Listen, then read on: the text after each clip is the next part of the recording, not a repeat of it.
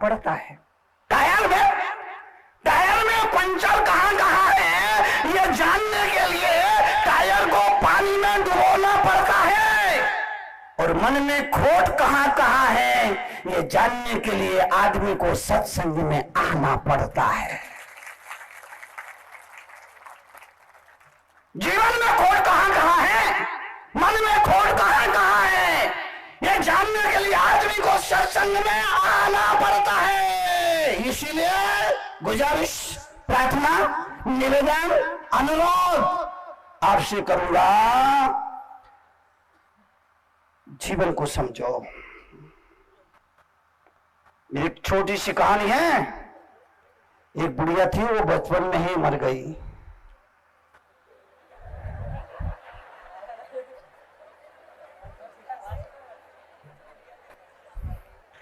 दुनिया की सबसे छोटी कहानी, एक बुढ़िया थी, वो बचपन में ही मर गई। ये कहानी कभी मैं कहता हूं तो लोग मेरे सवाल करते, मुनि जी बुढ़िया थी तो बचपन में कैसे मर गई, बचपन में मर गई तो बुढ़िया कैसे हुई? यही तो मैं लोगों से कहता हूं कि मां के पेट से पैदा होने का नाम जन्म नहीं है। मां के पेट से पैदा होने का नाम जन्म नहीं है। व्यक्ति का असली जन्म उस दिन माना जाता है जिस दिन उसके जीवन में धर्म, गुरु के प्रति आस्था का भाव जागृत होता है, वो उसका असली जन्मदिन होता है। जिस दिन व्यक्ति अपने मनुष्य होने के महत्व को समझता है वो उसका असली जन्मदिन होता है। जिस दिन जिंदगी में धर्म ध्यान शुरुआत होता है वो उसका असली जन्मदिन होता है। और जिस दिन आदमी को अपने अस्तित्व का ज्ञान होता है वो उसका असली जन्मदिन होता है। केवल मां के पेट से बाहर आने का नाम जन्म नहीं। वो बुढ़िया ऐसी ही थी, मर गई। बहुत सारे लोग होते हैं जो ये समझते हैं जिंदगी का मकसद, जिंदगी का अर्थ खाओ पियो मौज करो, बस इसके आगे सोचता ही नहीं है। संसार में 99% लोग ऐसे ही हैं जिनके जीवन का मकसद बड़े होना, पढ़ने लिख जाओ, व्यापार करो, पैसा कमा लो, शादी कर लो, 2 बच्चे पैदा कर लो, बच्चों के लिए उनकी शादी कर दो, उनके लिए मकान बना दो, उनके लिए दुकान बना दो, बस जीवन हो गया। ये तो दुनिया करती है,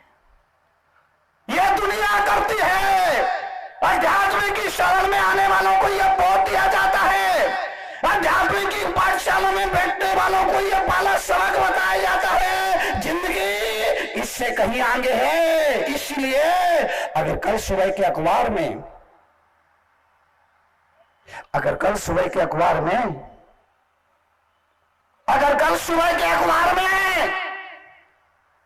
श्रद्धांजलि वाले कलम में तुम्हारा नाम ना छपा हो, अगर कल सुबह के अखबार में श्रद्धांजलि वाले कॉलम में तुम्हारा नाम ना छपा हो तो बड़ी श्रद्धा से उस प्रभु का नाम अपने दिल में छाप लेना। अगर कल सुबह के अखबार में श्रद्धांजलि वाले कॉलम में तुम्हारा नाम ना छपा हो तो परम श्रद्धा से उस प्रभु का नाम अपने दिल में छाप लेना, और दम लगाने से पहले उसे पाने के लिए दम लगा लेना। जीवन सार्थक और सफल हो जाएगा। अध्यात्म की पाठशाला में आने वालों को जो सबक सिखाया जाता है, ये ज्ञान बाजार में नहीं मिलेगा, ये ज्ञान चौराहे पर नहीं मिलेगा, ये ज्ञान संसार के किसी भी कोने में नहीं मिलेगा। जो ज्ञान गुरु के चरणों में, गुरु के सामीप्य आने के बाद मिलता है। गुरु खबरदार करते हैं और वो कहते हैं कि मरने से पहले, बाहर की आंखें बंद होने से पहले भीतर की आंख खुल जाना चाहिए, वरना तुम्हारा नाम अंधों की सूची में दर्ज होगा। बाहर की आंख बंद होने से पहले भीतर की आंखें खुल जानी चाहिए, वरना तुम्हारा नाम अंधों की सूची में लिखा जाएगा। अध्यात्म की पाठशाला में आने वाले लोगों को यह सिखाया जाता है, यह बताया जाता है।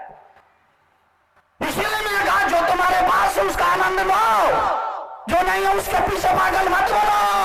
90 रुपये तुम्हारी जेब में हो तो आदमी की कोशिश होती है 10 और आ जाए, 10 और आ जाए, 10 और आ जाए, 10 और आ जाए, 10 और आ जाए, 10 और आ जाए, पर वो 10 कभी नहीं आते।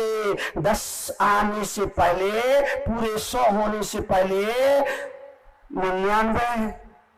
वो सांप सीढ़ी का खेल देखा? सांप सीढ़ी, सांप सीढ़ी, एक झटके में आदमी 10 से कहां पहुंचेगा? 99, 98 वहां पहुंच जाएगा। और जैसे ही वहां पहुंचेगा, यही हो रहा है ना। टाटा भी भाग रहा है, डालमिया भी भाग रहा है, अंबानी भी भाग रहा है, दुनिया का बड़ा से बड़ा धनपति भाग रहा है, हर आदमी भाग रहा, हर आदमी भाग रहा। जब मैं दिल्ली में था, लाल किले पर मेरी सभा थी, 1 जनवरी 2000, नई सदी और नई सहस्त्राब्दी, अहिंसा महाकुंभ, मांसाहार के खिलाफ, मांस निर्यात के खिलाफ, पशु हत्या के खिलाफ एक देशव्यापी आंदोलन का नेतृत्व किया। हजारों लोग उस कड़कड़ाती ठंड में, दिल्ली में इस समय कितना कोहरा, कितनी सर्दी, कितनी ठंड होती है, आप कल्पना कर सकते हो। जब मेरा ये कार्यक्रम था, एक दिन पहले टाइम्स ऑफ इंडिया का एक बड़ा पत्रकार आया और पूछा, मुनि जी आप कहते हैं कि 8:30 बजे आपकी सभा में हजारों लोग देशवासी आएंगे। दिल्ली में इतना कोहरा होता है कि 4 हाथ आगे के जमीन नहीं दिखती है, फ्लाइट चेंज हो जाती, ट्रेन अपना टाइम बदल देती है, तो 8:30 बजे आपको सुनने के लिए आएगा कौन? मैंने उस पत्रकार से कहा, और कोई आए ना आए, तू जरूर आएगा। ये मेरा अभिमान नहीं, ये मेरा आत्मविश्वास था। और जब मैं अगले दिन सभा में संबोधन करने पहुंचा, हजारों लोग, मांस निर्यात के खिलाफ हजारों लोग उस सभा में मौजूद थे।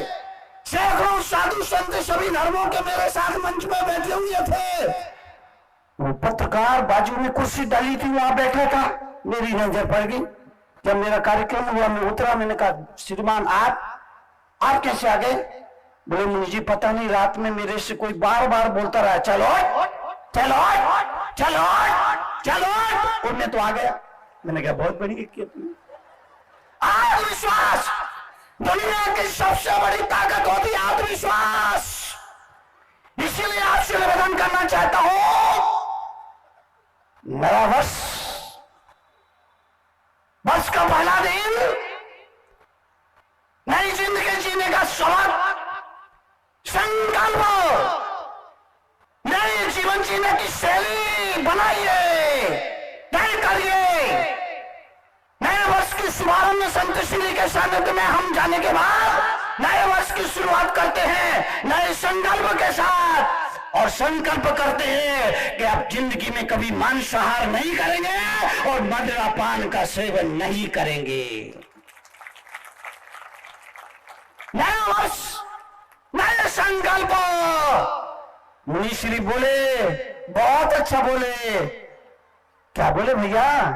मुनि जी, 2 दोस्त बात कर रहे थे, एक ने कहा मुनि जी बहुत अच्छा बोले, दूसरे ने कहा क्या बोले? अरे साहब इतना बढ़िया बोलते, इतना आनंद आता है, इतना आनंद आता। हाँ ठीक है, लेकिन मुनि जी क्या बोले? अरे साहब 1 घंटे का प्रवचन कौन निकल जाता मालूम नहीं पड़ता। दोस्त ने कहा हाँ ठीक है, लेकिन मुनि जी क्या बोले? मैंने तो कसम खा रखी है, एक भी प्रवचन मिस नहीं करूंगा। अरे बाबा मत करना, लेकिन मुनि जी क्या बोले? अभी मुनि जी भरतपुर जाने वाले हैं, वो मेरी ससुराल है, मैं वहां भी उनके प्रवचन सुनूंगा। अरे बाबा ठीक है सुन जाना, पर ये बता के क्या बोले ये मत पूछ। मुनि जी बहुत बढ़िया बोले, बहुत बढ़िया, पर क्या बोले ये मत। तो कैसे काम चलेगा? आने वाले लोगों से मैं निवेदन करना चाहता हूं, 4 दिन तक मैं आपके दरवाजे पर आकर के झाड़ू बुहारी कर रहा था, आज मुझे गुरु दक्षिणा चाहिए। 4 दिनों से लगातार आपके घर आकर के अपनी ड्यूटी बजा रहा था, ड्यूटी को ब्यूटी बनाने की भरपूर कोशिश कर रहा था। आज मुझे अपना मेहनत करना चाहिए। और जब आपने मुझे अपने यहाँ घर पे काम को रखा, तब ये कुछ तय नहीं हुआ था कि क्या दोगे क्या लोगे, कुछ भी तय नहीं हुआ था। पर आज मुझे अपना मेहनताना चाहिए। और मेहनताना में रुपया नहीं, पैसा नहीं, जमीन नहीं, जायदाद नहीं, सोना नहीं, चांदी नहीं, कपड़े नहीं, लगते नहीं, ये नहीं, वो नहीं, फला नहीं, दिखा नहीं। अगर आप मुझे कुछ देना चाहते हैं तो आप संकल्प करिए, हम जिंदगी में कभी मांसाहार नहीं करेंगे और मदिरापान नहीं करेंगे। हाथ उठाइए, हाथ उठा करके मुझे विश्वास दिलाइए। बहुत सुंदर, देशा वालों ने तो कमाल कर दिया। आपके उज्जवल जीवन के लिए, उज्जवल भविष्य के लिए मेरी तरफ से भगवान महावीर स्वामी की ओर से बहुत बहुत आशीर्वाद, बहुत बहुत शुभकामनाएं, बहुत बहुत प्रेरणाएं। नए संकल्प करिए, नए साल की शुरुआत कुत्ता पुण्य करो और रोज कम से कम 2 पुण्य के काम जरूर करना। पाप तो होते हैं, चाहे अनचाहे, ना चाहते हो भी सैकड़ों पाप दिन भर में होते हैं, पर कोई भी 2 पुण्य के काम जरूर करना। और जिस दिन पूरे दिन में 2 भी पुण्य के काम ना हो, शाम को 2 रोटी कम खाना। पूरे दिन में भी 2 पुण्य ना हो सके, शाम को 2 रोटी कम खाना। रात में जब भूख लगेगी तो अपने आप दिमाग को अक्ल आ जाएगी कि 2 पुण्य आज नहीं हुई, कल ऐसी भूल नहीं होना चाहिए। जीवन को ऊंचा बनाना है। अरे कपड़ा चूहा भी काटता है, कपड़ा दर्जी भी काटता है। कपड़ा चूहा भी काटता है, दर्जी भी काटता है, लेकिन चूहा काटता है तो कपड़े का बंटा धार हो जाता है, और दर्जी कपड़े को काटता है तो कपड़े का उद्धार हो जाता है। चूहा भी काटता है, दर्जी भी काटता है, काटते काटते फर्क है। जीवन ज्ञानी भी जीता है, ज्ञानी भी जीता है, लेकिन दोनों के जीवन में फर्क है।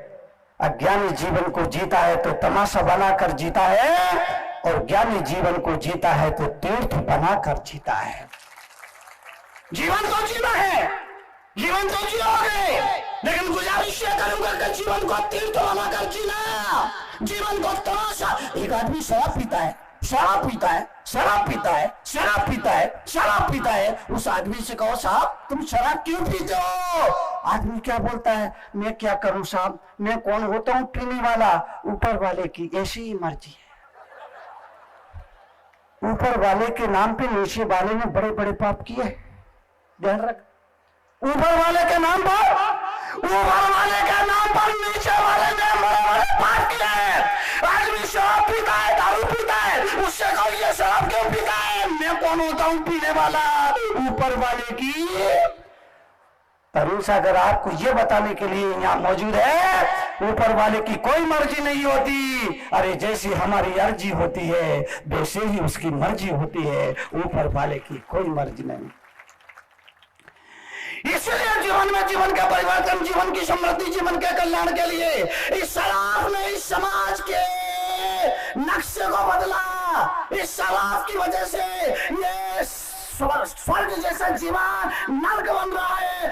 जो आदमी शराब पीता है, शराब पी करके घर जाता है, पत्नी से मारपीट करता है, गालियां बकता है, बच्चों से गालियां बकता है, मारपीट करता है, माँ बाप का अपमान करता है, माँ बाप को सिर उठा के बाजार में नहीं चल सकते। आप सोचिए कितने लोगों का जीवन तबाह हो रहा है। आपसे गुजारिश जीवन के लिए तीर्थ बनाकर जियो, तीर्थ बनाकर जियो। संतों को देखना, उनसे जीवन को सीखना, दुनिया को मत देखना।